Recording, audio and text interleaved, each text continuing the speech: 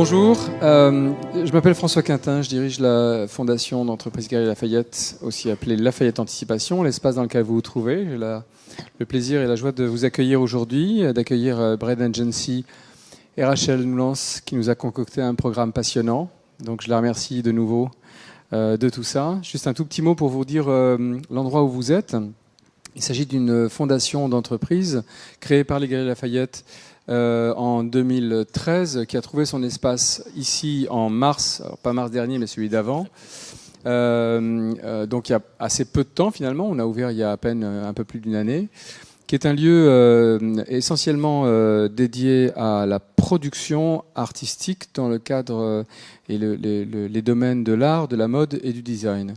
Ici, l'espace que vous voyez est un espace d'accueil. Il y a aussi des espaces d'exposition dans les étages.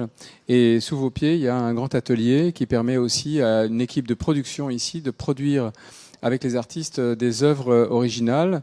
Et donc c'est une institution d'un genre un peu particulier et un peu nouveau, puisque l'idée de ce lieu est vraiment d'accompagner les artistes sur le plan financier, mais aussi technique, parfois aussi administratif, dans la conception, réalisation, fabrication de leurs œuvres, en constituant autour d'eux une équipe vraiment de personnes. Et donc c'est une façon un peu nouvelle de considérer la production en art, puisque vous savez, souvent on considère que les artistes sont des solitaires qui travaillent tout seuls chez eux, alors qu'il n'y a pas de raison que ça soit le cas. Donc voilà, c'est un peu le credo qui nous porte et qui nous intéresse. Et donc cette fondation s'est installée il y a 1 an et demi dans ce bâtiment, qui est un bâtiment un peu particulier, puisque l'espace dans lequel nous sommes ici était l'ancienne cour d'un lieu de stockage qui avait été construit pour le BHV, dans lequel venaient d'ailleurs par ce couloir des chariots, des chevaux. Il y avait des étables sous nos pieds.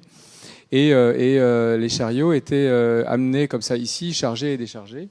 Et lorsqu'il a fallu réhabiliter ce bâtiment, l'architecte, qui n'est autre que Rem Koolhaas, qui est un très très grand architecte, dont c'est d'ailleurs la première construction à Paris, a proposé de venir implanter à l'endroit même de cette cour, qui est le seul endroit qui n'avait pas été construit, une tour d'exposition qui en fait est équipée de ces poteaux que vous voyez là, équipés de crémaillère.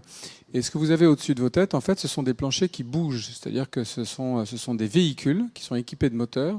Et là, pour pouvoir vous accueillir, nous avons relevé le plancher, mais tout à l'heure ou demain, ou plutôt demain, on va redescendre le plancher en bas pour découvrir l'exposition que vous verrez tout à l'heure, si vous avez un peu de temps après les discussions, de Hella Jongerius, qui est plus une expérimentation qu'une exposition, puisque la grande designeuse hollandaise a décidé d'occuper l'espace en faisant un atelier de production de tissage. Et donc il y a des gens qui toute la journée travaillent à des réalisations de tissage qui sont plutôt, vous allez voir, spectaculaires. Voilà, donc vous savez tout, il ne me reste plus qu'à passer la parole et vous souhaiter une belle matinée. Merci François et merci de nous accueillir dans ce magnifique lieu. Je suis Frédéric Abécassis, le nouveau directeur de Breadth Agency depuis 2 mois. Breadth Agency, vous connaissez forcément, agence spécialisée sur les secteurs de la formation et de l'éducation et sur la marque employeur. Et puis agence aussi qui fait en sorte d'être au fait de toutes les nouvelles tendances de la communication du numérique. C'est pour ça qu'on est là ce matin notamment. Au programme de la matinée, vous le savez, il y aura d'abord une table ronde hyper intéressante sur un autre web est-il possible ? Une vraie grande question. Il y aura ensuite une pause courte, parce que il ne faudra pas qu'on déborde trop, mais une pause nécessaire, vous vous en doutez, suivie de 3 témoignages d'acteurs de la communication dans le secteur du luxe, de l'art et de l'éducation. Et puis ensuite, donc, comme le disait François, une visite de l'exposition. Le tout sera animé par la brillante Rachel, à qui je passe le micro. Merci Frédéric, merci à tous d'être présents ce matin. Merci à nos intervenants qui ont accepté de prendre du temps pour venir justement discuter de cette question. D'ailleurs, c'était pas une question, on a dit un autre web est possible, on a décidé d'être un petit peu plus affirmatif dans nos propos. Pourquoi cette thématique ? Parce que en fait, aujourd'hui, on a de plus en plus des questions qui se soulèvent, que ce soit le cofondateur de Facebook ou que ce soit même le fondateur du web, Tim Berners-Lee, avec des questions qui est quel est le web qu'on veut vraiment et quel est le web que nous vivons aujourd'hui et est-ce qu'il est vraiment sain et est-ce qu'il est vraiment fait pour nous préserver. Donc la question est aujourd'hui un autre web est possible et pour répondre à cette question, en fait, j'ai demandé d'abord à Tristan Nitto de venir. Tristan Nitto, vous êtes aujourd'hui VP de Quant. un moteur de recherche dont on parlera un peu plus tard de comment ça fonctionne et des valeurs que vous défendez. Auparavant, vous étiez fondateur de la fondation Mozilla Europe et vous avez aussi écrit un livre qui s'appelle Surveillance. Et dans ce livre, d'ailleurs, vous avez un chapitre qui s'appelle Un autre Internet est possible. Donc voilà, donc vous êtes doublement. Tout ça n'est absolument pas un hasard. Hein, donc voilà. Absolument pas. J'ai construit cette table ronde. Voilà. À côté de vous, on a Victoire Fouquet. Victoire Fouquet, vous travaillez chez Orange dans l'innovation et la VR. Vous êtes aussi très engagé puisque vous faites partie des Women in Games. Moi, j'ai demandé votre participation parce que justement, j'étais allée écouter une de vos conférences à l'occasion de l'exposition Girls, Computer Girls, qui est actuellement à la Gaîté Lyrique. Et durant cette exposition et cette visite, vous aviez eu des propos très engagés. Comme quoi il fallait qu'on change les choses. Ça a même choqué quelques personnes qui étaient venues. Et du coup, j'avais besoin d'avoir votre avis. À côté de vous, nous avons Salva Tocco. Je vous remercie mille fois d'être venue. Salva, vous êtes cofondatrice de Becomtech. Vous nous parlerez justement des engagements aussi de Becomtech. Et aujourd'hui, vous êtes aussi directrice du Conseil national du numérique. Présidente. Pardon, présidente. Il n'y a pas de directeur. Présidente. Et à côté de vous, nous avons Julien Falgas. Juliette, vous êtes à la fois la caution académique, parce que vous êtes chercheur à l'Université de Lorraine en sciences de l'information et de la communication. Et vous avez créé aussi une start-up qui s'appelle Needle, dont on parlera un peu plus tard quand on parlera vraiment des solutions. Parce qu'en fait, j'ai décidé qu'on allait réfléchir d'abord, enfin, il faut d'abord poser un diagnostic, parce que c'est pas facile de savoir pourquoi est-ce que le web d'aujourd'hui peut être considéré comme défaillant. Après, on va essayer de s'interroger sur comment on en est arrivé là. Et puis après, on parlera plus concrètement des hypothèses ou en tout cas des propositions qui sont faites pour changer. Et ben Julien, justement, on va peut-être commencer avec vous. Quand vous avez créé Needle, vous êtes certainement parti d'un constat pour créer cette société. Tout à fait. Et d'ailleurs, ma vocation n'était pas nécessairement de créer ce projet. C'est à l'issue d'une thèse que j'ai consacrée à ce que j'appelais l'innovation narrative. Je cherchais à comprendre comment des auteurs inventaient de nouvelles manières de raconter des histoires et comment des lecteurs s'y intéressaient. Donc jusque-là, pas grand-chose à voir avec le web au sens large, si ce n'est qu'il s'agissait de récits en ligne qui s'affiliaient à la bande dessinée, donc qui se présentaient comme de la bande dessinée numérique. Et à l'issue de cette thèse, après avoir expliqué de quelle manière, comment le processus de production de sens se mettait en œuvre et aboutissait à de réelles innovations narratives, j'ai constaté que malheureusement ces innovations que j'avais vues naître, pour lesquelles j'avais discuté avec leurs auteurs, leurs lecteurs, elles ne perduraient pas. Alors pas dans le sens, elles existaient, elles avaient une économie, mais elles n'étaient pas reprises. D'autres ne reprenaient pas le flambeau et ne réitéraient pas ces manières de raconter des histoires. Et en cherchant à comprendre pourquoi, ce qui s'imposait à moi, c'est que l'écosystème n'était pas favorable à ce type d'approche, d'innovation qui venait des individus. Et j'ai cherché à comprendre d'où ça venait, quel était le poids de cet écosystème. Et c'est ce qui m'a amené à découvrir, au fil de quelques rapports qui sont parus autour de 2015, que c'était le cas aussi bien des auteurs de bande dessinée que des auteurs littéraires, que des journalistes. Finalement, tous les individus qui produisent, qui créent de l'information, des idées, des créations artistiques sont de plus en plus précarisées dans un écosystème qui est dominé par des grands acteurs qui dominent l'accès et le partage des contenus. Donc ces grands acteurs, pour ne pas les nommer, Google, Facebook principalement, nos deux grands modes d'accès au contenu en ligne, c'est le moteur de recherche et le réseau social. Et c'est de là qu'est venu le raisonnement qui m'a amené à l'idée de Needle, c'est de me dire, mais ces interfaces du moteur de recherche et du réseau social, toutes les deux, elles ont été drivées par un modèle économique qui est le même, qui est celui de la publicité. À partir de ce moment-là, c'est formidable d'avoir des alternatives qui arrivent, plus respectueuses des données personnelles, qui sont open source, qui abordent les choses de manière plus éthique et qui font des réseaux sociaux et des moteurs de recherche d'une autre manière, mais on ne réinvente pas l'interface. Et à mon sens, c'était pas suffisant, il faut agir sur les deux tableaux. Et Tim Berners-Lee m'a donné raison en 2018 dans ses vœux à son invention pour les 29 ans du web, quand il a exprimé le fait que pour lui, on était face à deux mythes qu'il fallait faire tomber. Le mythe que le modèle économique publicitaire était le seul valable, celui qui devait prévaloir, et le mythe selon lequel les interfaces qu'on avait aujourd'hui étaient indépassables. Et finalement, c'est ce raisonnement-là qui m'a amené fin 2015 à imaginer une autre manière d'accéder et de partager le contenu en ligne. Merci. Justement, Tristan Nitto, dans votre livre, on a parlé des données personnelles, et du coup, c'est vrai qu'il y a un vrai enjeu autour des données personnelles, parce que, alors, on a nommé les coupables, donc Parce que voilà, la question c'est est-ce qu'on va faire un procès des GAFA? Je voudrais pas que ce soit du tout un procès des GAFA. Ah bah si, on peut. On peut faire un procès, mais en fait l'idée est pas forcément de pointer du doigt, parce que je pense qu'il y aura aussi une question à aborder un peu plus tard, qui est la question des responsabilités peut-être partagées. On fait des choix aussi, nous, en tant qu'utilisateurs. Mais du coup, moi, il y avait une première question qui m'intéressait énormément, c'était les données, en fait. C'est qu'est-ce que ça veut dire quand nous, on accepte de donner nos données? Alors en fait, on a un souci. Alors je ne sais pas qui est dans l'audience et à quel point vous êtes familier du numérique et de ses business models. Donc si vous me permettez, je vais essayer de reprendre un petit peu depuis le début pour que tout le monde soit au même niveau. Souvent, je fais quand je parle à des gens, je leur demande s'ils sont clients de Google et de Facebook. Et bien souvent, ils lèvent la main. Ils me disent, si vous êtes client de Google et de Facebook, levez la main. Alors beaucoup de gens lèvent la main. Et alors à ce moment-là, je leur dis je leur montre une photo avec 2 vaches laitières dans un champ et ces 2 vaches discutent et la première dit à la deuxième j'adore cet endroit parce que on est nourri gratuitement et l'autre répond ah oui ça c'est super en plus on est logé gratuitement et la légende de la photo c'est 2 vaches discutant du modèle gratuit. Parce qu'effectivement, et ensuite je demande à mon audience est-ce que vous croyez vraiment que la vache est cliente du fermier? Non, évidemment que non. Bon, et réfléchissez, vous voyez le parallèle ou pas avec le fait que vous pensez être des clients de Google et de Facebook? C'est quand la dernière fois que vous avez envoyé votre chèque mensuel à Facebook?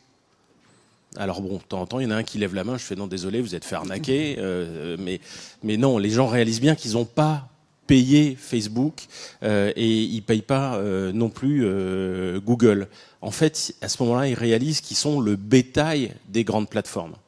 Le vrai client du fermier, c'est la coopérative laitière. C'est la coopérative laitière qui donne du vrai argent au fermier en échange du lait qu'il a obtenu des vaches.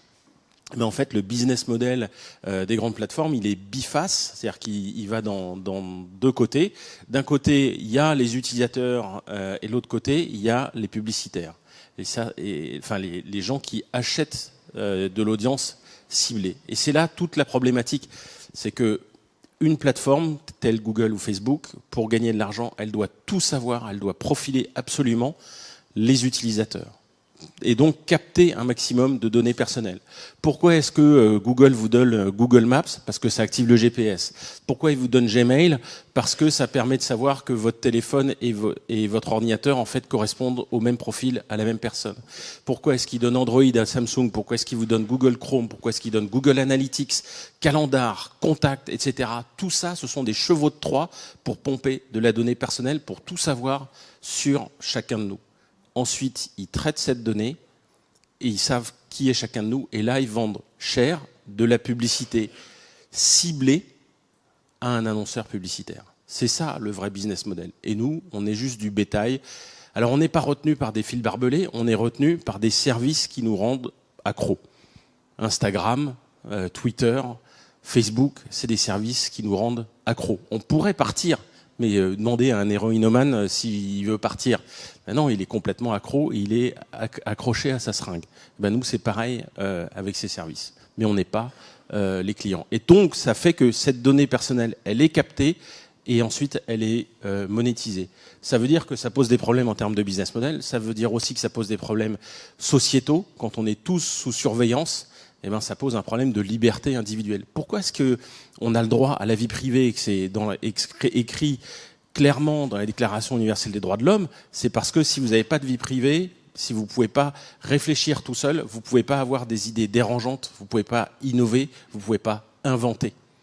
Ça paraît un peu tiré par les cheveux comme ça, mais je vais vous donner un exemple très clair. Moi, je vais vous faire une confession. Je chante sous la douche, très très mal. Et je chante quand même, même si c'est pas... Mais dès que j'entends ma femme qui claque la porte de l'appartement, qui rentre et dit « Chérie, je rentre du jogging », ça me coupe complètement le sifflet. J'ai le droit de chanter sous la douche. Seulement, me sentant observé, je le fais plus. Et du coup, au karaoké, je suis complètement nul. Parce que j'ai jamais l'occasion de pratiquer. Bon, alors, à moins que je picole vraiment, mais bon, c'est une autre histoire. Je pratique pas, et donc je suis pas bon. Alors, ça paraît anecdotique, on s'en fout peut-être d'avoir des chanteurs dans les karaokés, mais seulement dans toute idée au début, elle est imparfaite, Et si elle est bonne, elle est dérangeante. Une idée d'entreprise, au début, elle est dérangeante. Parce qu'elle tient pas debout, elle n'est pas finie, il faut l'affûter. Elle est dérangeante. Et si on n'ose pas l'avoir parce qu'on se sent observé, parce qu'on est sous surveillance, eh ben, on n'innove plus. Mais ça peut être une idée politique aussi, qu'on ne voudra pas avoir, et qui mène au statu quo. Et je ne sais pas si vous voulez vraiment le statu quo aujourd'hui, mais moi je pense que le monde est suffisamment imparfait pour qu'on puisse avoir envie d'autre chose de mieux. Voilà. Merci. Victoire, justement, sur cette notion de surveillance et cette notion on doit être des utilisateurs attentifs, vous aviez eu des propos assez forts. Mais en fait, là, tu disais... c'est pas le moment. Enfin, on va pas faire le procès des GAFA, mais bien sûr qu'on va faire le procès des GAFA. C'est hallucinant même que ça soit pas déjà fait depuis 10 ans. On a laissé s'installer des monstres. Le gros problème aux États-Unis, c'est que les lois antitrust, en fait, elles se fondent pour voir si une entreprise est dominante sur les prix. Elles regardent si une entreprise grossit tellement qu'elle fait chuter les prix par rapport à ses concurrents. Sauf qu'on est sur des business models gratuits. Et c'est comme ça qu'on n'a pas appliqué les lois antitrust aux monstres que sont devenus Google, Facebook, etc. Deuxièmement, il y a quand même une autre problématique hors les données. Ce que les opérateurs téléphoniques, moi je travaille pour les opérateurs, avaient de plus pendant longtemps, c'est qu'ils avaient vos numéros de téléphone. Ce que ne possédaient pas ni Google, ni les GAFA. Et voilà. Aujourd'hui, depuis 2 ans, ils se sont rendus compte que posséder votre numéro de téléphone, c'est indispensable. Vous pouvez vous inscrire tout à fait anonymement sur votre compte Gmail, etc. Mais maintenant, on va vous le demander et on va vous le redemander. Instagram, vous pouvez plus vous inscrire sans numéro. Pourquoi ? Parce que ça permet de vous traquer absolument partout. Et ça, le numéro de téléphone, c'était une donnée pour le coup hyper privée qui n'appartenait qu'aux opérateurs et qui est hyper surveillée. Aujourd'hui, elle ressort de la surveillance et elle repart dans la nature. Vous avez sûrement vu l'annonce de Facebook, là, qui va lancer une monnaie virtuelle qui s'appelle Libra. Alors évidemment, Zuckerberg a pris des conseillers en com qui lui ont donné un nom latin qui veut dire équilibre, etc. Faut pas oublier qu'en 2015, en Inde, Facebook, sous couvert d'humanitaire, a proposé de donner à des millions d'Indiens Internet gratuitement. Et l'Inde, au final, a bloqué en disant que c'était du capitalisme numérique et que c'était aussi de on parle maintenant de colonisation numérique. C'est-à-dire que le business dominant des GAFA impose un modèle au monde. Et en fait, dans cet Internet qui donnait aux gens, on n'avait accès qu'à Facebook. Là, avec Libra, ils sont en train de créer une monnaie virtuelle qui va toucher les 2,3 milliards d'utilisateurs de Facebook. Je ne sais pas si vous voyez, c'est 2 fois la population de la Chine. Donc ça veut dire qu'à un moment, quand vous ferez des transactions avec cette monnaie, sous couvert d'humanitaire, Facebook a à la fois vos données, il a à la fois ce que vous achetez. Il a à la fois votre manière de consommer et vos paiements. Donc il possède l'intégralité de la chaîne de valeur. Aucun État aujourd'hui, ni aucun système économique n'a autant. Et sur la notion de données, ils sont très subtils. Alors les GAFA vont avoir un procès parce qu'aujourd'hui, c'est devenu un argument électoral aux États-Unis de remettre en question les GAFA. Donc Trump est en train de s'en servir. Les démocrates sont très gênés sur cette question parce que les démocrates sont globalement favorables à la Silicon Valley, qui est quand même pro-démocrate souvent à part le patron d'Uber. Et ils sont du coup très gênés. Mais là, ça arrive massivement. Et il y a pas que vos données personnelles. En fait, Facebook et Google vous tracent très intelligemment par la manière dont vous écrivez. Par exemple, on sait très bien qu'une femme va souvent mettre dans ses mots « peut-être que », je pense que, il me semble que, ça c'est à 90% féminin. Elles vont mettre des images, des icônes avec love, etc. Alors ça c'est peut-être des clichés, mais c'est la vérité dans les analyses. Et par contre, on va tracer un profil masculin avec s'il met des photos de baseball, etc. Et ça permet après de créer une inégalité déjà homme-femme considérable sur le net, où vous, en tant que femme, on va vous bombarder d'assurance maladie ou d'assurance, etc. Typiquement pour votre cas féminin, et les hommes vont avoir des assurances bancaires qui sont pas du tout les mêmes. Donc, en plus du fait qu'on est en train de bouffer complètement votre vie privée, on est en train de vous créer des modèles économiques futurs de ciblage publicitaire qui vont vous impacter de la naissance à la mort sur une seule route. Et c'est ça qui est terrible.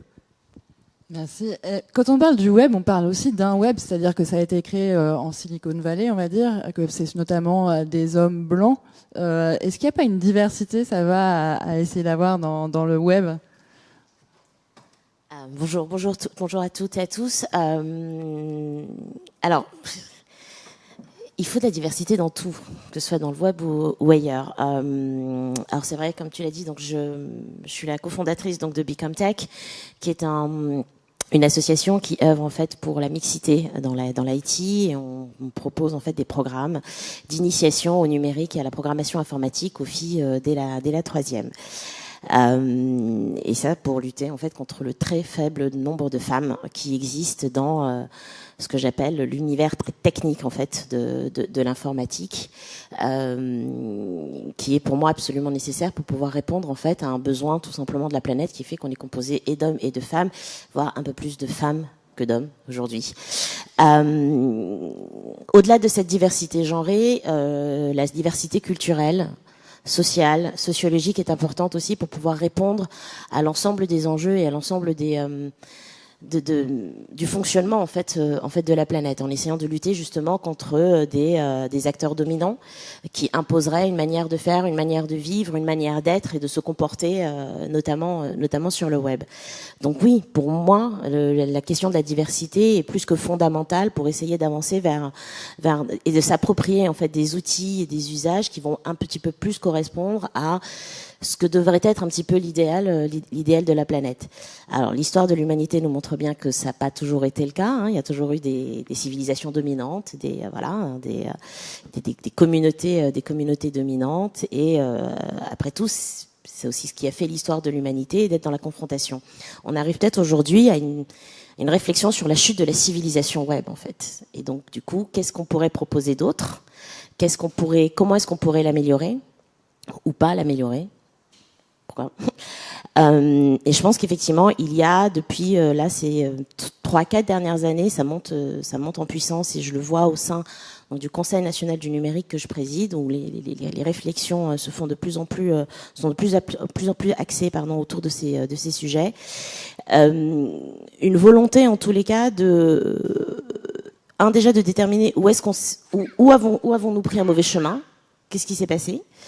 Et est-ce qu'on est en capacité de corriger, de retourner vers quelque chose de plus humain ? On a l'habitude de dire de revenir sur de l'humain centré. Moi, je dis attention, pas trop humain centré non plus. Ne nous enfermons pas. Mais de voir en fait comment est-ce qu'on pourrait, en gros, répondre à cette promesse qu'avait eu le web d'être inclusif, ouvert, pas tout à fait paritaire, parce qu'effectivement, même si l'informatique a combiné avec les femmes, le web pas tellement, malheureusement. Mais en tous les cas, de peut-être lutter contre ces drames de l'humanité qui sont la discrimination, l'exclusion, le racisme, la xénophobie, etc. Et de ne pas retrouver en fait ces problématiques-là aussi dans cet univers virtuel. De ne pas en plus, avec ce que disait Victoire, avec les algorithmes ou autres, qui nous enferment de plus en plus en fait dans des catégories et dans des stéréotypes dont on peut pas forcément s'extraire en plus. Et en plus de façon assez perverse, c'est qu'on ne se rend pas forcément compte, nous utilisateurs, qu'on est de plus en plus enfermés dans des espèces de bulles dans lesquelles finalement il est très difficile de s'extraire. Moi, ce qui m'a intéressé aussi, c'était effectivement, vous avez posé la question de mais comment on en est arrivé là ? Et en fait, c'est un peu une question que je voudrais poser à tous les quatre, c'est-à-dire que comment est-ce qu'à un moment ou à un autre, les États ne se sont pas emparés du sujet et ne se sont pas dit on est en train de confier à d'autres personnes des choses qui sont quasiment on va le dire, régalien. C'est-à-dire qu'à un moment ou à un autre, on a confié des infrastructures à Google et à Facebook. À un moment ou à un autre, on a décidé que Facebook allait former les chômeurs à des techniques du numérique. Enfin, c'est quoi ? C'est une complaisance ? C'est un manque de visibilité ? Qu'est-ce qui s'est passé ? Tristan. Alors j'ai une petite idée sur la question. C'est une question de vitesse, en fait. Le monde s'est accéléré ces dernières décennies. Donc le web a 30 ans. Cette année, le smartphone en a 12. Enfin, le smartphone moderne, l'iPhone, 2007. Donc imaginez, 12 ans... 12 ans, il y a tout juste 12 ans, il n'y avait pas l'iPhone, quoi. Imaginez, là, je vous retire tous votre smartphone pour 24 heures. Sympa, comme perspective. Non, mais je vous les rendrai demain, ou la semaine prochaine, je sais pas, on va voir. Non, mais j'espère que vous ressentez la peur, quoi. Normalement. Parce que je sais bien que ce matin, si vous avez laissé votre smartphone sur la table de nuit, vous êtes remonté le chercher parce que vous savez que la journée va être super compliquée si vous l'avez pas avec vous. Et ben ça, c'était il y a 12 ans, cet objet, il n'existait pas. Et il a conquis, je dirais pas dire le monde entier, mais en tout cas quelques milliards peut-être de personnes, et en tout cas en Occident, vraiment beaucoup de gens. Et ça, écoutez, c'est un truc qui est arrivé en juste 12 ans. Et évidemment, les États n'ont pas la possibilité de bouger à une vitesse pareille. Vous avez qu'à voir à quel point c'est difficile de faire une réforme dans un beau pays comme le nôtre.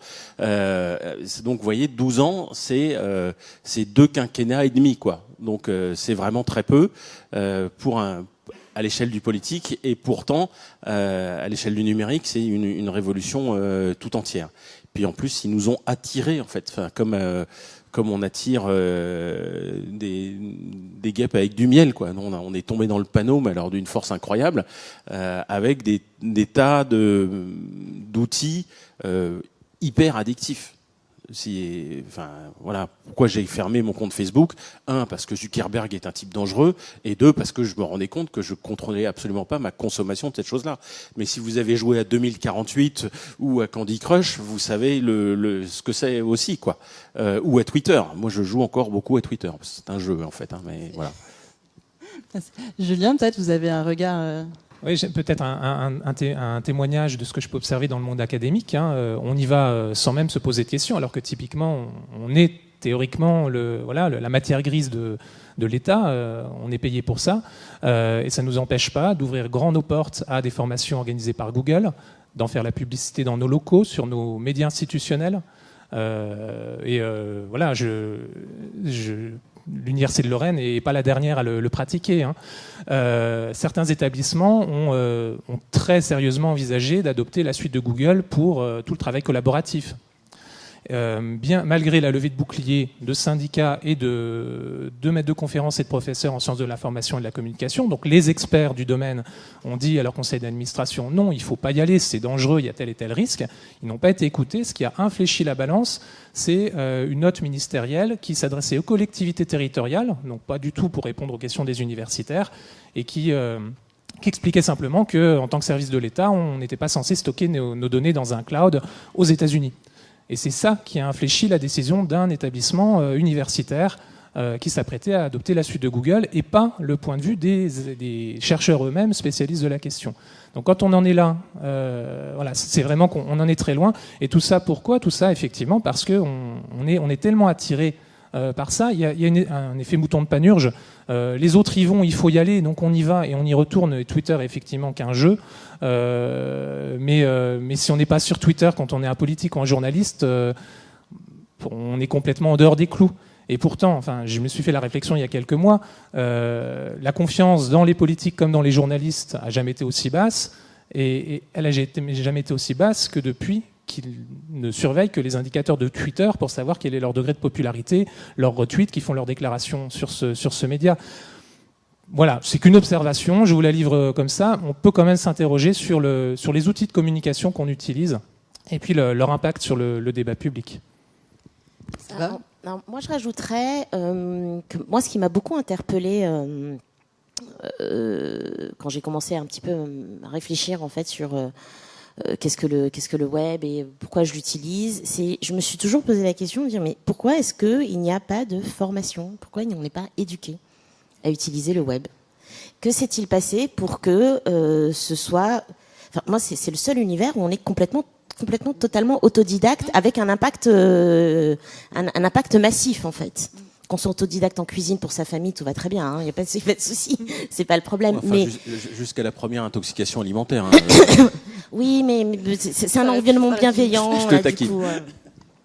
Mais du coup, c'est ça qui m'a interpellée. Et je pense que c'est peut-être là le premier point, en fait, qui a été un peu la grosse erreur de l'ensemble des gros États occidentaux, pour être tout à fait franche, des pays développés, c'est d'avoir cru que l'auto-formation, parce qu'au départ, on n'était que sur de la recherche d'informations, d'échange d'informations, de films, de musique, etc., avec pas encore véritablement d'économie derrière, pas cette fameuse économie de l'attention. C'était un peu inoffensif. C'est comme si on entrait dans une bibliothèque et qu'on consommait de la culture, de l'histoire, du savoir, de la connaissance. C'est à partir du moment où c'est devenu un système économique à lui tout seul que là, les États n'ont pas su effectivement savoir comment y répondre. Et ce qui, moi, m'interpelle beaucoup aujourd'hui en tant que présidente du CNU et puis en tant que simple citoyenne, c'est comment est-ce qu'on pourrait travailler collectivement à redonner de la souveraineté en fait aux États. Et que la souveraineté ne soit pas petit à petit... qu'il n'y ait pas un glissement en fait de souveraineté vers des acteurs économiques. Ce qui serait, je pense, un peu une première dans l'histoire de l'humanité, qu'on ait un des acteurs économiques qui soit américain, chinois, peut-être un jour africain, je désespère pas, on sait jamais, joue en fait le rôle de ce que nous avons estimé être un état de droit et sur lequel notre pacte social sur la planète est basé. Et un état, je vous rappelle, un état, c'est une entité qui doit protéger sa population. Donc, voilà. Donc, c'est ça. D'abord, c'est son premier devoir, c'est de protéger sa population, de l'éduquer et de battre monnaie. Aujourd'hui, Facebook bat monnaie et éduque, avec en plus la complicité des universitaires. Donc je dis pas, c'est une petite boutade. Mais c'est voilà, Google donc on accueille Google, Facebook, j'ai pas encore vu, mais effectivement, c'est du même ordre. Mais ça m'interpelle aussi beaucoup par rapport aux États, aux pays non développés. Là, je m'intéresse beaucoup moi aux enjeux du numérique en Afrique. Et je passe mon temps à interpeller les dirigeants et les gouvernants, à leur dire pourquoi est-ce que vous laissez Google et Facebook œuvrer dans le cadre universitaire, secondaire, primaire, pour pallier à des problématiques économiques, hein, très, très très clairement, alors que vous pourriez en fait faire des partenariats un peu plus intéressants et un peu plus intelligents avec eux. À chaque fois, je leur dis, c'est vous l'État, c'est pas eux. Eux, c'est une entreprise, d'accord ? Vous, c'est l'État. C'est vous qui devez imposer et mettre en place en fait la politique que vous avez envie de mener. Donc, je pense qu'il serait peut-être temps de. Alors, le Conseil national du numérique avait appelé en fait à la création d'un bac numérique, humanité numérique, qui commence là avec la réforme du projet Blanquer, qui commence un petit peu à s'installer, mais je trouve pas encore de manière suffisamment massive.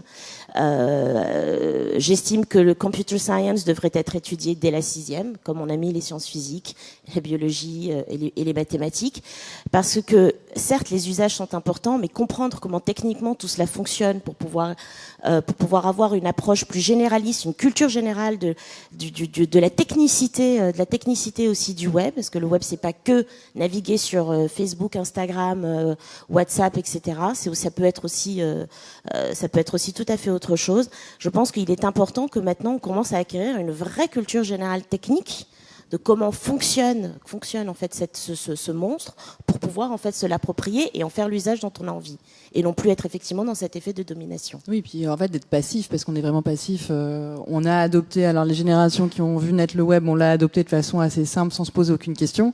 C'est vrai que ça grandit avec nous en fait, et l'usage, ce qui est devenu est grandi avec nous, et que du coup on a eu du mal peut-être à prendre du recul sur le monstre que ça a pu être tout d'un coup apparaître, parce qu'on est tous un peu tombés des nues quand tout d'un coup on a découvert le scandale de Cambridge Analytica par exemple, ou comment tout d'un coup on peut manipuler sur les réseaux sociaux. Moi j'ai juste peut-être 2 questions avant de passer à un côté un petit peu plus positif de comment on va changer tout ça. Ma première question, c'est comment ça se fait alors que par exemple si on regarde la fin du 19e siècle, dès qu'il y a eu des grosses entreprises qui se sont créées aux États-Unis, on a eu un Sherman Act et on a interdit ça. C'est-à-dire qu'on a interdit ces oligarchies, on a interdit cette dominance. Et pourquoi est-ce qu'il n'y a rien qui s'est fait sur Facebook ? Ça, c'est une vraie question. Vas-y, Victoire. En fait, c'est ce que je disais tout à l'heure. Le gros problème, c'est que le modèle est gratuit. Et ça a complètement désarçonné le législateur. Les gens ne savaient pas du tout comment faire face à un modèle gratuit. Et tout le monde connaît la phrase anglaise qui dit « There is no free lunch ». Il n'y a pas de déjeuner gratuit, il y a forcément quelque chose derrière. Si vous étiez un peu intéressé en 2006-2007, on se rendait compte déjà du monstre qu'allait être Facebook très très facilement. Et puis il suffit de voir l'audition de Zuckerberg au Sénat américain. Ils sont complètement à la ramasse sur le sujet du numérique, les sénateurs. C'est des sujets pointus sur lesquels personne n'a aucune culture générale. et ce que tu dis est extrêmement juste. En fait, aujourd'hui, la problématique, c'est qu'on est en train de former des travailleurs du clic. Donc on forme toute une génération d'étudiants. Je ne sais pas si vous avez vu, mais Airbus fait une annonce comme quoi ils vont avoir besoin de 50 000 personnes dans le numérique. Et on n'a pas assez de développeurs, on n'a pas assez de codeurs. Sauf que ces développeurs et ces codeurs, on les forme non pas pour penser des architectures, mais pour pondre des lignes. Et donc de pas réfléchir à un système global. Et à l'époque, il y a encore 20-25 ans, vous faisiez un bac scientifique, on vous apprenait à vous servir de l'ingénierie. On vous apprenait vraiment à construire un système. Aujourd'hui, non, on vous apprend à construire des lignes et des morceaux d'un système. Et donc, il faut remettre vraiment à sa place toute l'éthique. Et puis, il faut rendre hommage quand même à l'Europe. La RGPD qui peut vous sembler hyper rébarbative, en fait, c'est une avancée extraordinaire. C'est pas du tout au point, c'est lourd, etc. Mais c'est en faveur de l'Europe. Hein. Clairement, on n'aurait pas pu faire ça si on avait été un pays isolé. Et l'Europe est en train de se positionner comme un continent à la pointe de l'éthique dans le numérique. Le Canada est encore plus avancé que nous, et les États-Unis, pour le coup, sont en train de regarder ce qu'on fait pour savoir comment gérer. Et puis il y a un autre problème sur l'addiction. Si ça vous intéresse, l'addiction du produit web, il faut que vous alliez sur les sites qui s'appellent Time Well Spent. Le grand designer de Facebook et de Google, aujourd'hui, est en plein mea culpa. Bon, il a gagné des millions au passage, donc c'est facile de faire son mea culpa maintenant, mais il faut savoir qu'à l'époque, dans la Silicon Valley, on a embauché des spécialistes de la psychologie. C'est toute l'école de Palo Alto. Et pourquoi vous regardez votre mobile à peu près 150 fois dans la journée? Parce que les applications et les sites fonctionnent comme des machines à sous et vous donnent des... On vous récompense pas directement, on vous récompense de manière alternative, ce qui vous rend accro. Et surtout, on vous donne pas l'information directement. De même que dans un magasin, le lait va être mis derrière parce que c'est un produit de première nécessité. On va vous faire balader dans le magasin, on va vous faire balader sur toute la newsfeed, par exemple, sur Facebook. Et en fait, dans ce nouveau web, se pose la question aussi de redesigner toutes les interfaces produits pour, un, que vous perdiez pas de temps, deux, vous alliez directement à votre info, et pas qu'on vous fasse perdre en fait des heures, parce que le but des GAFA aujourd'hui, c'est de vous garder des heures sur le... Et puis enfin, oui, c'est difficile de résister à Google. Quand ils ont voulu numériser les livres il y a 10 ans, ça a été une levée de bouclier énorme. La Bibliothèque nationale de France hurlait, on criait au scandale, etc. Aujourd'hui, on n'a plus d'argent. Donc on est ravis que Google puisse faire ce genre de choses.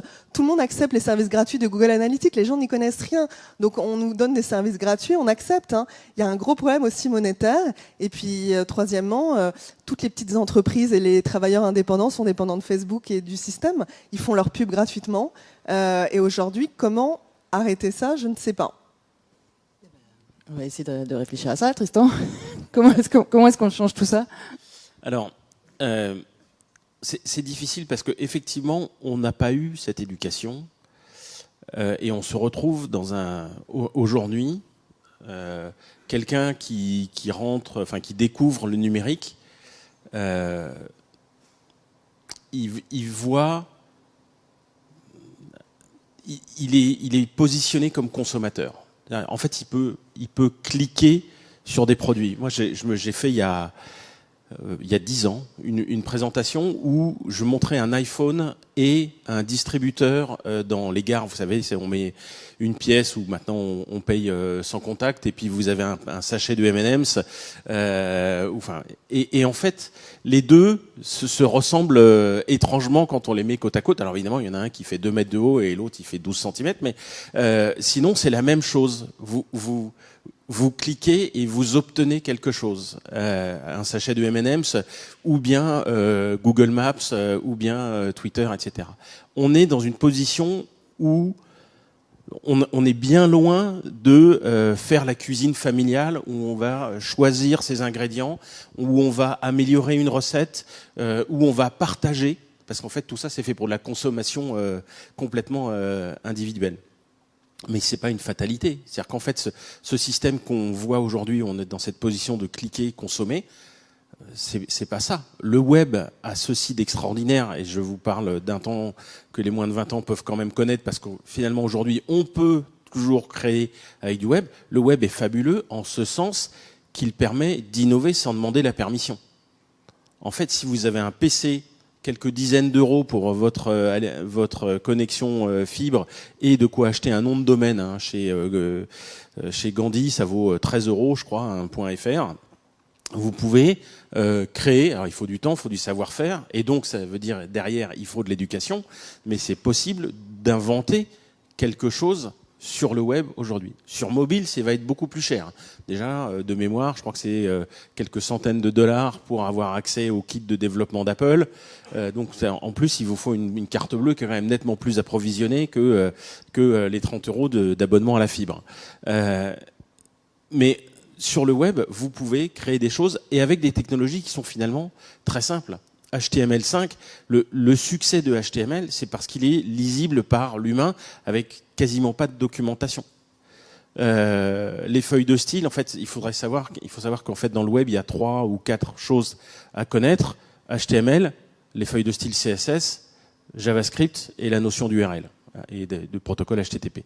Ça, c'est les vraies inventions de Tim Berners-Lee, et c'est pas des choses compliquées.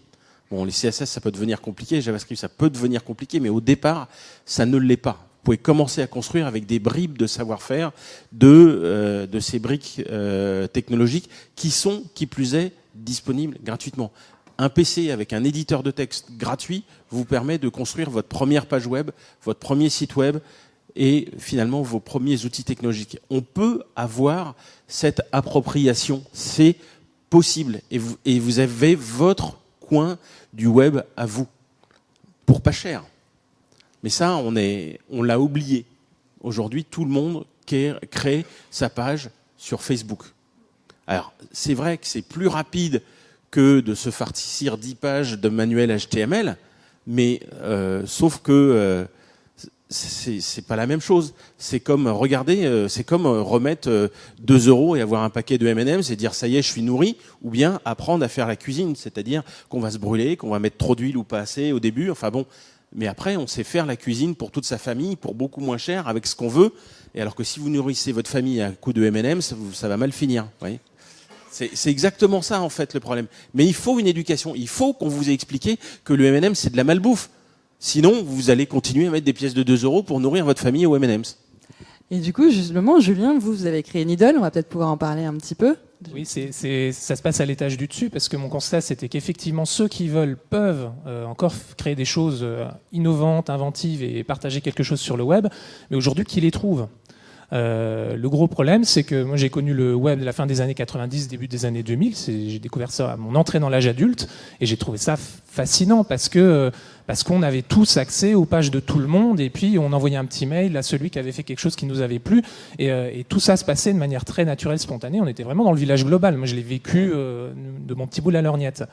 Mais aujourd'hui c'est plus ça du tout. Aujourd'hui l'accès il est verrouillé par des moteurs de recherche, des réseaux sociaux. Et par deux modèles qui finalement, sur un moteur de recherche, on ne va trouver que ce qu'on cherche. Au-delà même de son modèle économique, de tout ce qui est critiquable, il faut d'abord avoir l'idée de chercher quelque chose avant de pouvoir le trouver. Et sur un réseau social, on ne va trouver que ce qui est partagé par les gens qui sont dans notre entourage, qu'on a identifiés comme étant des experts qu'on avait envie de suivre, voilà, des gens qu'on a déjà repérés. Et comment est-ce qu'on fait pour trouver quelque chose qui nous sort de cet ordinaire-là, quelque chose qui est à même de nous amener vers des territoires inconnus, nouveaux pour nous, étrangers à nous, et qui du coup nous permettront d'imaginer et d'innover. Parce que l'innovation, si j'ai bien appris une chose de mon travail sur l'innovation narrative, c'est qu'elle n'est pas à partir de rien, c'est pas Eureka dans ma baignoire à partir de rien du tout, c'est Eureka dans ma baignoire à partir de cadres de référence que j'ai assimilés puis que je me mets à organiser de manière originale. Et encore faut-il que j'acquière des nouveaux cadres de référence pour pouvoir les assembler de manière originale. Et si je ne suis exposé qu'à une information qui est décidée par le calibrage qu'on a fait de moi, et qu'est-ce qui ne va pas me bousculer de trop, qu'est-ce qui va me garder présent le long d'un newsfeed, j'ai aucune chance d'innover. Et pour moi, c'est ce que je désigne comme une crise de l'inspiration. On a des crises écologiques, économiques, sociales, et presque au-dessus de celles-là. Si on veut les résoudre, il va falloir qu'on innove, qu'on imagine autre chose. Pas innover dans une course effrénée à la croissance et à la rentabilité, innover pour imaginer le monde de demain. Et on ne peut pas imaginer le monde de demain si on n'a pas accès à des choses qui nous sortent de notre ordinaire, qui nous permettent de nous intéresser à quelque chose qui nous est un peu étranger. Et c'est l'idée de Needle, en fait, c'est de se dire que toutes et tous, ça nous arrive de trouver des aiguilles dans la meule de foin du web. Ça nous arrive toutes et tous de trouver parfois une page web qui malgré tout nous inspire. Au milieu de tout le reste, il y en a une qui sort du lot. Et cette page web, qu'est-ce qu'on en fait aujourd'hui ? Tout au plus, on va la brandir sur un Twitter, un Facebook, et puis au bout de quelques heures, elle aura jamais percé la bulle, l'aiguille. Elle sera restée, voilà, on en aura discuté un petit peu, et puis elle aura été oubliée, chassée par la suivante et la suivante. Alors que si on disposait tous d'un fil, notre fil de pensée, pour relier toutes ces aiguilles entre elles, eh bien, la force des technologies de réseau, je préfère parler de maillage aujourd'hui, c'est qu'on peut monter en gamme sur l'intelligence collective. Je ne parle pas d'intelligence artificielle. L'intelligence artificielle, c'est qu'un outil pour analyser des données qu'on a constituées nous-mêmes, qui viennent des êtres humains, et on les analyse et ça permet de nous accompagner, de nous aider. Mais si on veut vraiment innover, il faut l'intelligence collective. Et cette intelligence collective, on a des outils pour la mettre en place.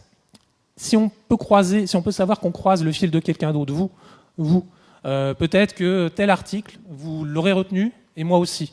Par ailleurs, vous avez sans doute des thématiques d'intérêt, des centres d'intérêt, de préoccupation qui sont diamétralement opposés aux miennes, très orthogonales à mes sujets de préoccupation habituels. Mais parce qu'on se sera croisé sur un article qui, vous et moi, nous auront inspiré peut-être pour une raison différente, je serai peut-être prêt à faire ce pas vers ce qui vous intéresse, vous, au quotidien, auquel moi, je ne m'intéressais pas jusque-là, et ça va m'ouvrir des perspectives. Peut-être que ça ne va pas m'inspirer, que je ne vais pas l'ajouter à mon propre film, mais au moins j'en aurai pris connaissance. Et prendre connaissance de quelque chose qui nous sort de l'ordinaire, bah, ce n'est pas si courant que ça. Voilà, Needle a été fait pour ça, c'est simplement une extension qu'on ajoute à son navigateur, qui vous ajoute une petite aiguille, et quand vous tombez sur une de ces aiguilles sur le web, vous l'ajoutez à votre fil, immédiatement Needle vous donne accès à tous ceux qui l'ont déjà fait avant vous sur cette même page, et a posteriori, pourquoi pas 2 mois, 3 ans plus tard, si quelqu'un vous y croise, vous le saurez. Ça veut dire que même quelque chose sur lequel vous êtes le premier arrivé, peut-être que le capital que vous constituez en l'ajoutant à votre fil, vous allez pouvoir en bénéficier par la suite. Et vous en faites aussi bénéficier le reste de la communauté des utilisateurs. Merci. Donc du coup, en fait, l'idéal, ce serait peut-être une des pistes, je sais pas, Salva peut-être. Est-ce qu'on ne pourrait pas essayer de passer de ce web, donc en fait de l'attention, qui est qu'on se capte tout de suite notre attention, à un web de la connaissance, comme vous proposez un petit peu? En fait, on est capable de passer à tout. Je vais sûrement pas, moi, dans ma modeste posture, je vais sûrement pas vous dire qu'il faut qu'on passe absolument que au web de la connaissance. En fait, sincèrement, je pense que le web de cette économie de l'attention, il est là et il est là pour durer. Donc, je crois qu'il faut juste l'acter. C'est toute la difficulté qu'on peut avoir de se dire, mais aujourd'hui, on n'a pas les moyens de l'éradiquer. C'est pas possible. Ça va prendre énormément de temps. Et est-ce que véritablement nous devons mettre notre énergie là-dedans? Non, moi je pense qu'il faut qu'on mette notre énergie plutôt dans meilleure éducation pour justement comprendre à contrer en fait cette économie de l'attention si on en a envie. Parce que moi je suis un peu j'aime avoir mon indépendance, donc oui, si j'en ai envie et si j'ai la capacité de choisir, ok, mais je veux pas qu'on me l'impose. Donc il y a de ça, et je pense qu'ensuite effectivement collectivement, parce que l'humain est comme ça et que je trouve qu'avoir plusieurs courants de pensée c'est beaucoup plus intéressant. Oui, continuons à construire autre chose. Donc je pense qu'à un moment donné, arrêtons en fait d'avoir la même attitude que provoquent en fait les Google et les Facebook dans cette polarisation. Sincèrement, je pense que ça n'aura aucun effet intéressant. Parce que aujourd'hui, la connaissance n'est pas égalitaire sur l'ensemble de la planète pour pouvoir lutter à armes égales. Les moyens ne sont pas les mêmes, et que malgré tous les propos, et effectivement, quand l'Europe décide d'imposer en fait plus d'éthique, à côté, il y a quand même de très très grosses volontés à créer des licornes. Parce que c'est le pouvoir économique et que il faut créer des licornes face à celles qui viennent de la Silicon Valley ou celles qui viennent de la Chine. Et je vois pas pourquoi, parce que nous en Europe on créerait des licornes, elles seraient spécifiquement plus éthiques ou plus fair-play que les autres. Je pense qu'il y a des limites aussi à l'être humain qu'il faut pas se voiler, voilà, donc et qu'il faut assumer. Par contre, donner toujours la possibilité, et ça, l'Europe effectivement l'a toujours fait, donner toujours la possibilité à des alternatives et ne pas tuer en fait ces alternatives. Je suis entièrement d'accord que sur le web, effectivement, l'innovation est facile, mais quel type d'innovation ? Comment est-ce qu'on encadre cette innovation ? Je pense que tout le monde a applaudi au départ, dans les secondes de l'annonce, la création d'Uber, en se disant « Ouais, génial, ça va résoudre mon problème de taxi à 2h du mat. » Très bien. Et puis aujourd'hui, moi qui travaille beaucoup avec les travailleurs des plateformes, et nous au CNUM, on s'est beaucoup mobilisé contre la loi LOM, la loi sur les mobilités. Être un travailleur des plateformes aujourd'hui, être un chauffeur soi-disant indépendant, Deliveroo, Uber ou autre, il y a rien de plus dépendant, il y a rien de plus dévastateur, il y a rien de plus précarisant. Le problème, c'est que je suis entièrement d'accord sur il faut innover dans la mobilité, très bien, mais comment est-ce qu'on innove dans la mobilité sans casser en fait des acquis sociaux? Or là, aujourd'hui, dans notre socle législatif, avec la loi LOM et notamment l'article 20, nous sommes en train de créer en fait une brèche dans les acquis sociaux pour laquelle la France s'est battue et que tout le monde nous envie et nous jalouse. Et quand je parle d'acquis sociaux, c'est que les travailleurs des plateformes, et c'est un exemple, et ça rejoint aussi beaucoup les travailleurs du clic, ce n'est qu'un exemple dans cette économie de l'innovation où vous avez en fait des indépendants qui n'ont quasiment aucun droit. Ils n'ont aucun droit. Or, le droit du travail en France, le droit social en France, ce n'est pas ça. Et travailler en France, ce n'est pas travailler pour se précariser, c'est travailler pour évoluer. Donc je pense qu'il faut agir en fait sur plusieurs fronts, bien montrer, mais on y arrivera et on arrivera en fait à quelque chose, à mon sens, et à faire passer des messages que si parallèlement à ça, nous faisons vraiment de l'éducation massive et profonde. Sinon, nous aurons exactement les mêmes résultats que ce qui se passe aujourd'hui sur les réseaux sociaux en termes de polarisation en fait des pensées et des propos. Et ça, je pense que ça peut être un très gros danger pour nos démocraties. Alors, full disclaimer, je suis un ancien du Conseil national du numérique d'une génération précédente. Donc sur l'éducation, je ne peux que plus soyer, qu'approuver énergiquement sur cette nécessité absolument indispensable de faire de l'éducation au numérique. Parce que sinon, on va continuer à être des crétins qui mettent des pièces de 2 € dans des machines dans les gares, pour avoir des M&M's.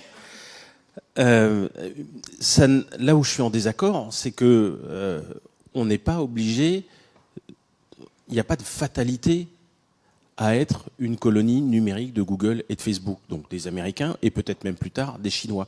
On peut faire des choses en Europe et on n'est pas obligé de les faire avec des valeurs américaines ou des valeurs chinoises. Le RGPD et même avant la CNIL c'est français, le RGPD c'est européen. Pourquoi ? Parce qu'en fait il y a des valeurs européennes qui sont alors peut-être pas faciles à observer, mais en Europe, on a une approche où on veut faire des citoyens, là où aux États-Unis ils font des consommateurs, et là où en Chine ils font des sujets. Vous voyez, des sujets de suzerains, de souverains, de dictateurs. C'est pas une démocratie la Chine. Et aux US, tout est à vendre, y compris votre vie privée.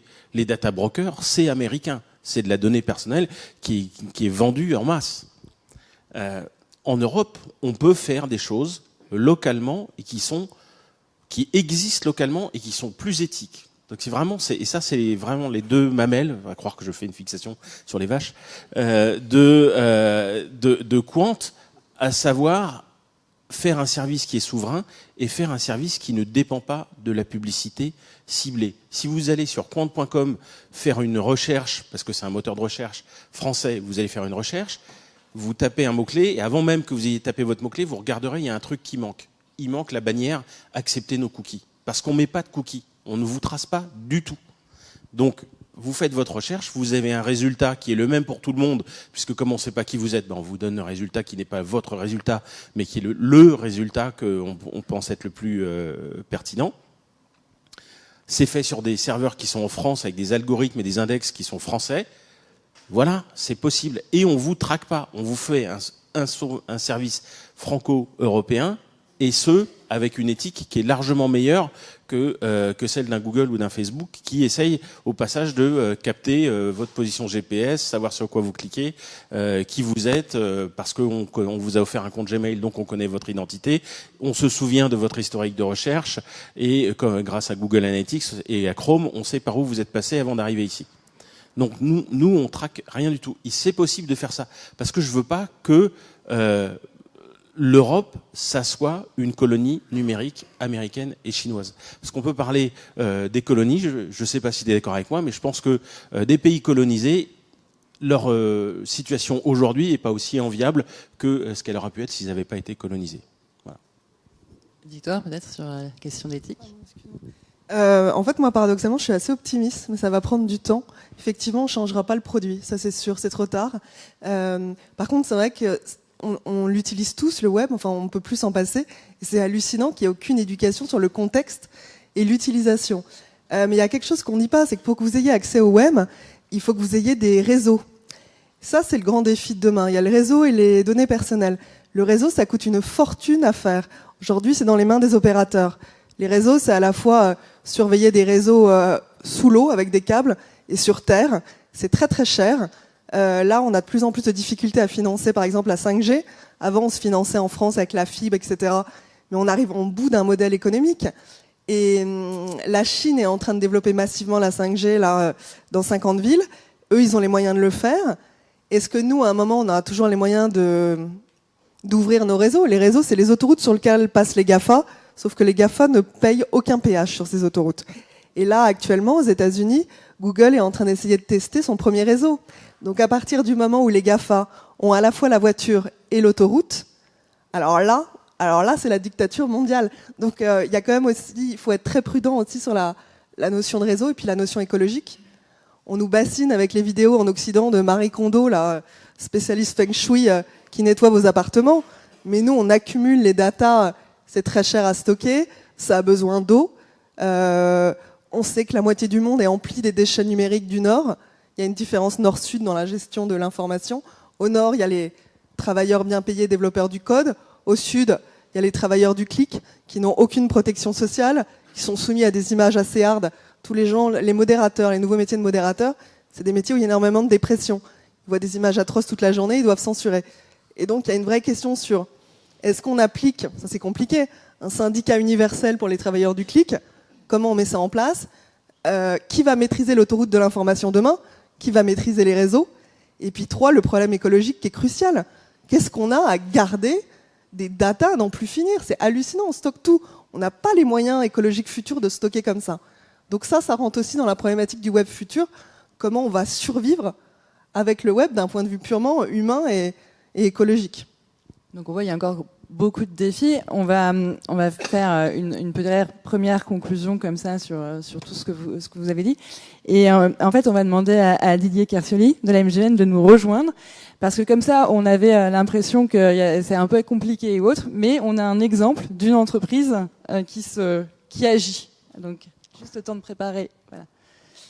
Une place. Juste pousser un peu, voilà. Venez vers moi. Alors, Didier Kersioli, je vous remercie de venir. Vous êtes délégué national de la MGEN et vous êtes aussi le président de MGEN Technologies. Alors, juste parce que les gens doivent être un peu surpris de pourquoi est-ce que j'ai demandé à la MGEN de venir, mais peut-être que vous pouvez déjà présenter la MGEN et vos valeurs. Bonjour à toutes, bonjour à tous. Oui, la MGEN, elle est connue comme étant une mutuelle qui regroupe, donc c'est une société de personnes qui regroupe plus de 4 millions de personnes. Nos missions principales sont celles de la gestion du régime obligatoire de sécurité sociale de ces personnes, mais également de leur complémentaire santé, prévoyance, prévention, action sociale. Et nous avons également des services de soins avec une soixantaine de services de soins et 500 professionnels de santé qui travaillent pour la MGEN. Voilà. Donc, alors, les discussions sont passionnantes, hein, et notamment en matière d'éducation, puisque notre périmètre, notre population sont les personnes qui dépendent des ministères, notamment de l'éducation nationale, de l'enseignement supérieur, de la recherche, la culture, environnement et territoire également. Et dans ce domaine, nous sommes bien sûr en contact avec le monde de l'éducation et particulièrement avec les enfants, les collégiens, les lycéens et également les universités. Et en matière d'éducation, nous œuvrons également d'un point de vue éthique, hein, puisque c'est vraiment des valeurs que nous défendons depuis la création de la MGEN. C'est des valeurs d'éthique, de partage, de confiance et de transparence aussi, hein, que nous voulons développer.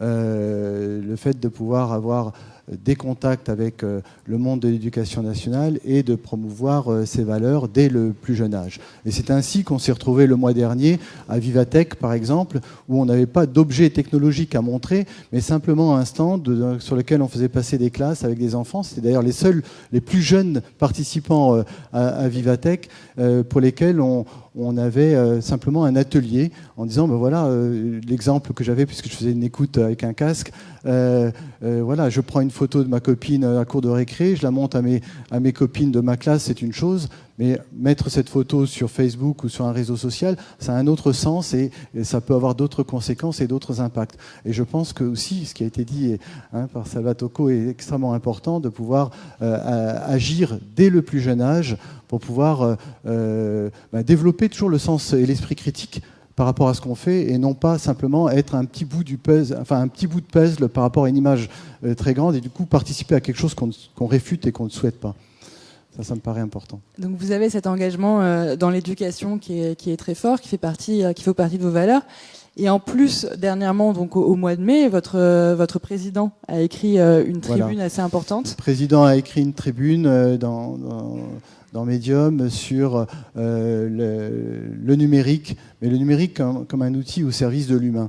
Parce que nous, effectivement, on collecte également des données, alors bien sûr des données personnelles comme beaucoup d'entreprises, mais des données aussi extrêmement sensibles qui sont liées à la santé. Et la santé, pour nous, c'est un bien dans le cadre de la santé, du mieux-être, du mieux-vivre, et non pas une marchandise. Et ce qu'on souhaite, c'est vraiment montrer à nos adhérents, aux personnes que nous protégeons, qui peuvent avoir confiance en nous, et cela en toute transparence. Ainsi aussi, ce que j'ai oublié de dire tout à l'heure, c'est que avec l'éducation nationale, on développe aussi un programme d'éducation numérique également dans les écoles où sont formés les enseignants et les maîtres, et notamment avec l'ESP de Paris. Donc, et parmi vos annonces dernièrement, il y en a une qui date de lundi, dans laquelle Tristan n'est pas totalement... Elle m'a fait très plaisir. Voilà. Donc oui, on s'est rencontrés il y a quelques semaines ou à peine quelques mois avec Tristan et ses équipes, et c'est vrai que la transformation numérique est pour nous aussi un enjeu, puisqu'on y est aussi poussé de par la consommation et les besoins de nos adhérents pour utiliser des téléservices. Alors tant que c'est au service de l'humain par rapport à un développement de la proximité et donc de l'accès aux droits et donc aussi de l'accès aux soins, c'est ce que nous souhaitons bien sûr faire, mais en même temps, il faut qu'on montre aussi qu'en interne, vis-à-vis de l'intégralité de nos collaborateurs et aussi également vers nos adhérents, on puisse aussi simplement nous appliquer à nous-mêmes les valeurs qu'on veut promouvoir.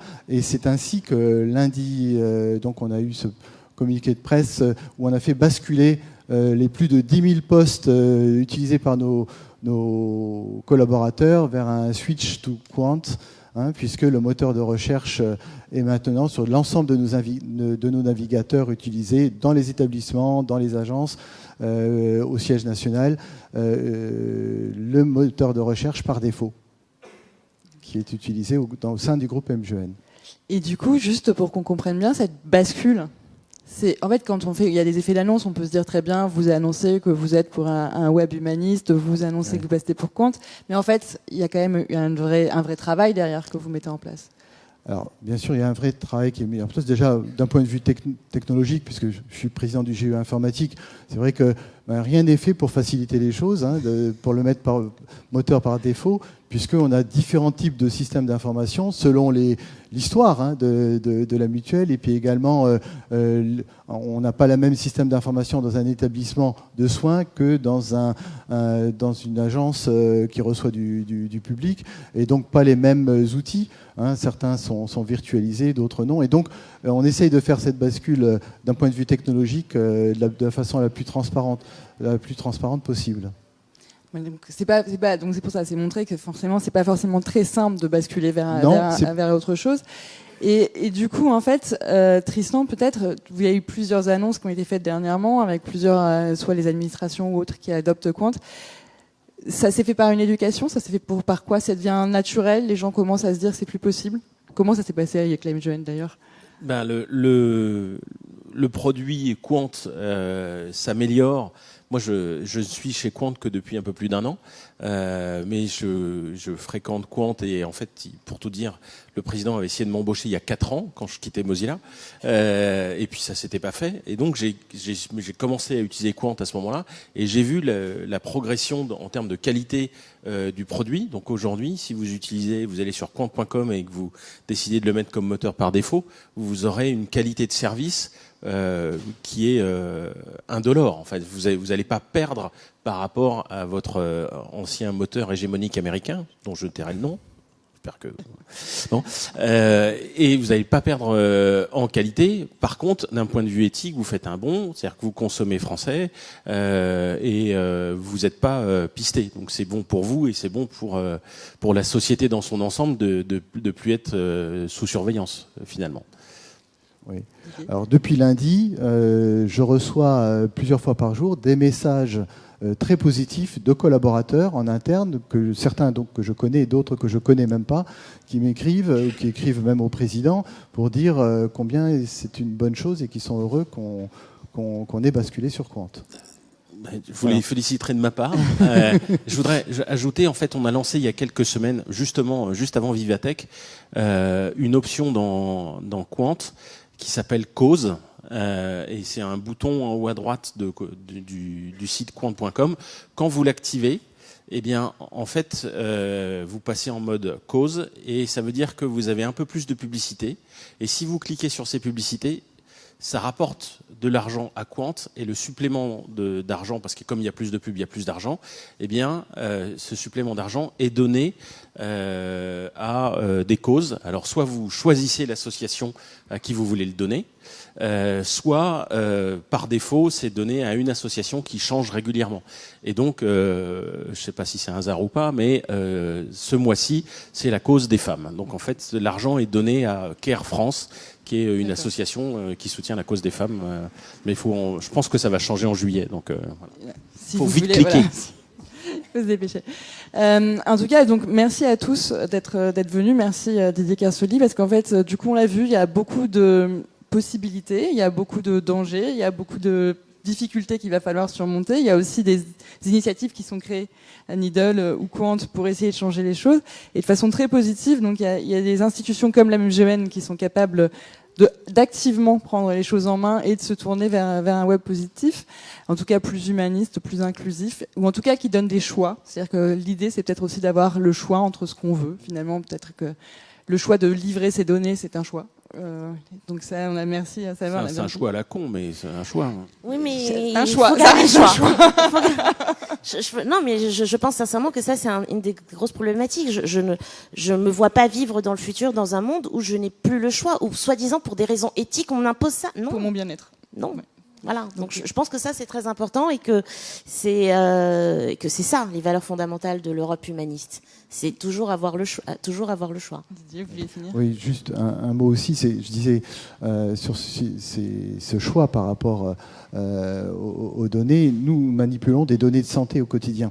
Donc des données qui sont extrêmement sensibles et on le voit, on a une population, notamment une grosse partie d'enseignants qui sont très sensibles sur le sujet et qui nous questionnent. Donc il faut qu'on soit extrêmement vertueux et éthique dans la manière d'expliquer et d'être dans la transparence et la confiance par rapport à ces données et de voir comment on peut utiliser ces données avec l'accord bien sûr des personnes pour leur bien, c'est-à-dire au service de l'humain, c'est-à-dire comment demain on peut faciliter la vie, le bien-être, le mieux-être et le mieux vivre de ces personnes. Donc c'est pas un outil technologique simplement pour nous, c'est bien au-delà. Comme le dit notre président, c'est vraiment ce qui nous guide, c'est au service de l'humain. Donc, replaçons, éduquons-nous nous-mêmes à l'humain finalement, replaçons l'humain au centre de nos préoccupations. Est-ce qu'il y a des questions ? Ah bien, du coup, est-ce qu'on peut passer le micro ? On va prendre un micro en plus. Donc. Merci, c'était très intéressant. Donc une petite question. Moi je découvre Quant, je ne connaissais pas. Donc comme l'un des problématiques, c'est l'accès se fait par les moteurs de recherche, etc. Donc c'est un moteur de recherche, si j'ai bien compris. Donc en fait, l'une des alternatives, c'est de créer des moteurs de recherche qui permettent de concurrencer les Google et autres Donc pourquoi il n'y a pas plus de promotion de compte? Alors peut-être que c'est parce que je ne suis pas dans les bons systèmes de communication, mais voilà. Tristan?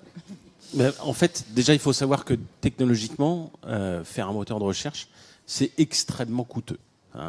Aujourd'hui, Quant a reçu des investissements en tout, en 6 ans, de 40 millions d'euros.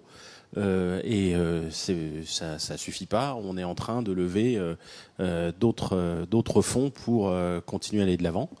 Donc, c'est-à-dire que c'est pas à la portée de tout le monde de réussir à réunir autant d'argent.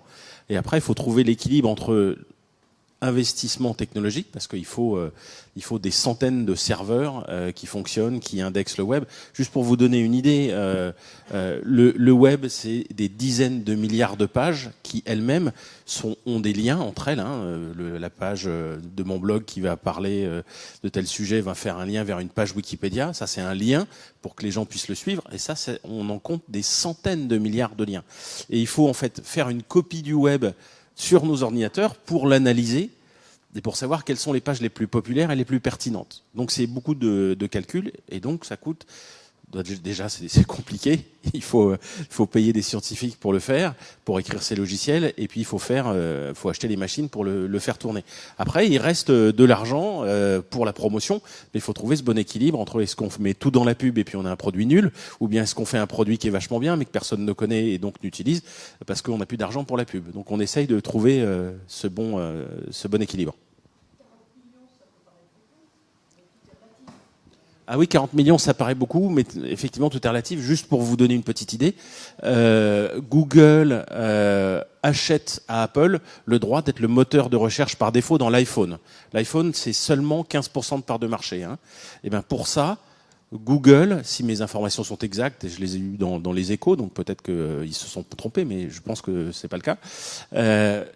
Google donc paye à Apple, juste pour cocher la case, pour que ça soit le moteur par défaut, 9,5 milliards de dollars par an. Alors voilà, ça c'est par an, 9,5 milliards pour cocher une case. Et nous, en 6 ans, on a touché 40 millions pour faire un moteur de recherche. Juste pour vous donner une petite idée de la différence.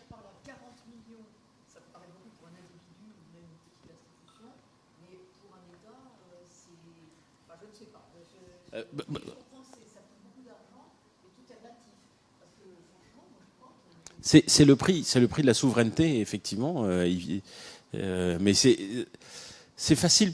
C'est facile dans ce sens qu'on a déjà vu des États, peut-être le nôtre, dépenser des sommes extravagantes pour faire de la souveraineté et qui ont été pas très bien utilisées. Moi, je pense par exemple en tant que citoyen et contribuable, j'ai un souvenir très douloureux du cloud souverain français qui a dépensé, je sais plus combien de centaines de millions d'euros. Pour des résultats que je qualifierais poliment de mitigés.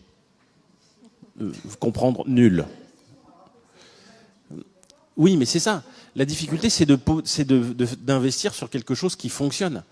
Et voilà. Merci. Je crois qu'on avait une deuxième question. Ouais. Je voulais avoir votre avis d'expert sur le Health Data Hub. Parce que c'est une initiative donc de l'État de former un guichet unique donc de données de santé. Et en réfléchissant à l'avenir du web, est-ce qu'on pourrait imaginer que si l'État arrive à rassembler des données, donc pas seulement de santé, mais plus larges, et qu'on arrive à coupler ça à un moteur de recherche neutre tel que Quant, est-ce qu'on pourrait pas former de cette manière-là un web qui serait souverain? Alors, un web souverain. Ça te va? Alors là, je pense que la CNIL, elle vient et elle fracasse tout ça, parce qu'on n'a pas le droit de faire ça en France, en tous les cas, de croiser l'ensemble des données. Et ça, c'est pour nous protéger en tant qu'individus, en tant que citoyens. Le Health Data Hub que l'État a monté, et on doit se prononcer dessus d'ailleurs, c'est pour faciliter aussi les échanges d'informations en fait entre les services hospitaliers, les soignants, etc. Mais il est absolument hors de question en fait que ces données soient accessibles par tout à chacun, comme ça de manière tout à fait transparente. Il faut faire très attention à cette question en fait de. Pardon. L'idée, c'est qu'elle le soit accessible par les chercheurs, par les Alors, entreprises. certaines, en fonction en fait de la position aussi du patient et de ce qu'il a envie. De ce qu'il a envie ou pas de partager. Accoupler ensuite ces données-là à d'autres données qui peuvent être financières, sociales, etc. Là, en fait, c'est mettre en danger son individualité par rapport à un système, globalisé. Donc ça, pour l'instant, en tous les cas, nous, on se prononcerait contre. Mais en fait, c'est Google qui le fait aujourd'hui. Donc pourquoi on ne pourrait pas imaginer que ce contrôle soit exercé par une autre autorité, telle que celle d'un État? Ce ne serait pas moins dangereux? Moi, je vais sortir mon joker parce qu'en fait, je connais pas le dossier, mais enfin, j'ai le souvenir quand même de Google qui avait accès à des données du NHS anglais. Et visiblement, c'est en train de se terminer en eau de boudin où il devait pas accéder à certains trucs et en fait si. Enfin bon, on s'est encore fait avoir quoi. Enfin, on le sait que c'est pas nous, c'est des Anglais. Et la bonne nouvelle, c'est qu'ils sont bientôt plus européens, donc c'est pas grave. Mais quand même, c'est assez révélateur et pourtant il y avait une approche volontariste en fait des Anglais sur des choses comme ça.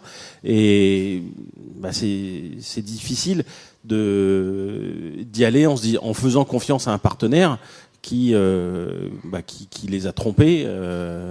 Et encore, c'est Google, c'est pas Facebook. Hein. Facebook, on aurait su dès le début que c'était cuit. Google, on aurait pu leur faire confiance un petit peu de temps avant de se rendre compte que ça marchait pas. Donc peut-être qu'en fait la conclusion, c'est ne tombons pas dans un piège de vouloir tout donner à une seule personne. Essayons de garder nos données pour nous et après à nous d'avoir la possibilité de le faire. De donner les différentes données à qui on veut. On va prendre juste une dernière question et après on va arrêter. Bonjour tout le monde, merci Rachel pour la question. Je voulais demander à Monsieur Nito, pourquoi en fait Quant a eu besoin, ou je sais pas, de s'associer ou d'avoir un accord avec Microsoft? Est-ce que on peut avoir une compréhension du sujet? Merci beaucoup. Alors ça va être compliqué de faire court parce que le sujet est vaste. Alors je vais sursimplifier. Donc ça va pas être absolument complètement correct ce que je vais vous dire, mais sinon on est parti pour des heures. Mais pour faire simple, un moteur de recherche, c'est de la technologie. Il faut indexer le web, ça coûte cher. Et puis il faut gagner de l'argent. Et donc comment est-ce qu'on gagne de l'argent? Avec une régie publicitaire qu'on bride pour pas qu'elle fasse de la publicité ciblée, mais seulement de la publicité contextuelle. C'est-à-dire si vous cherchez vélo, par exemple, eh ben on vous met de la publicité sur le vélo, mais on ne sait pas qui vous êtes. Mais juste que la seule chose qu'on sait de vous, c'est que vous êtes une personne qui s'intéresse au vélo. Donc on vous met de la publicité sur du vélo, puis après on vous met des résultats sur le vélo. Donc c'est deux choses. Un moteur et une régie publicitaire côte à côte. Au premier jour de Quant, il y avait rien, ni technologie de moteur de recherche, ni régie publicitaire. On s'est adossé à des partenaires. Parmi ces partenaires, dès le début, il y avait Microsoft pour la régie publicitaire. Et encore aujourd'hui, la régie publicitaire, elle est fournie par Microsoft. Ça fait donc 6 ans que c'est le cas. Et au niveau technologique, il y a eu plusieurs partenaires, mais il y a eu aussi Microsoft. Et en fait, on est en train de se débarrasser chez Quant de Microsoft. Donc si vous faites une recherche depuis, c'est toujours le cas depuis toujours, hein. Si vous faites une recherche aujourd'hui, la recherche elle est faite par des ordinateurs de Quant. Mais si vous faites une recherche d'images, les résultats sont fournis par Microsoft, et ce depuis quasiment le premier jour. Donc cette annonce de Microsoft, c'est un partenariat qui continue. Mais c'est un partenariat où en fait Quant se désengage de plus en plus de Microsoft, en particulier sur l'aspect publicitaire et sur l'aspect recherche, moteur de recherche. Néanmoins, comme on a une très forte croissance, hein, on a plusieurs points de croissance chez Quant par semaine. Imaginez, par semaine. Plusieurs points de croissance par semaine. Donc ça veut dire qu'il faut qu'on achète sans cesse des nouveaux ordinateurs pour que votre service il soit toujours de qualité. Et en plus de ça, on veut dépasser ça, on veut accélérer en termes de qualité. C'est-à-dire qu'il nous faut encore plus d'ordinateurs pour fournir des résultats de meilleure qualité, pour faire plus de calculs. Et tous les étudiants ou anciens étudiants dans la salle savent bien que quand on vient à se loger, c'est plus avantageux d'être locataire que propriétaire. On est d'accord avec ça, du moins au début. Et c'est exactement ce qu'on fait. Le partenariat qu'on a annoncé avec Microsoft, c'est un partenariat dit de cloud. Chez Microsoft, ils ont un cloud qui s'appelle Azure. C'est-à-dire que c'est des ordinateurs qui peuvent louer à la minute ou à l'heure. Vous voyez ? Et donc, pour faire des calculs très compliqués, comme le calcul d'index du web, prendre 20 milliards de pages et des centaines de milliards de liens, et déterminer quels mots-clés sont disponibles dans quelle page, c'est des calculs extrêmement intensifs. Eh bien ça, on va le déporter dans des ordinateurs de Microsoft situés en Europe, donc on reste en Europe, et on va louer en fait des ordinateurs à Microsoft pour faire ce calcul. Il est très important de noter que ces calculs, ils se font sur la base de données qui sont publiques. En fait, c'est une copie du web en fait qu'on fait chez nous. Donc on va calculer la popularité des pages en substance sur des ordinateurs qu'on loue à Microsoft qui sont situés en Europe. Ça nous permet de louer des ordinateurs plutôt que d'avoir à les acheter. Et donc c'est une meilleure façon de gérer notre trésorerie et l'investissement qu'il y a à faire pour avoir un moteur de recherche. Voilà, je peux pas faire plus court et cohérent en si peu de temps. Voilà. Merci. Merci à tous d'être venus. Merci à vous. J'espère que vous avez trouvé la table ronde intéressante et que vous allez réfléchir comment devenir chacun libre de ce que vous allez faire de vos données sur le web. Moi, je voulais juste vous féliciter parce que j'ai compté, il y a 2/3 de femmes dans la salle. Ouais, je crois que j'ai jamais vu ça. Sur du numérique, non mais c'est nickel, hein, bravo. Merci.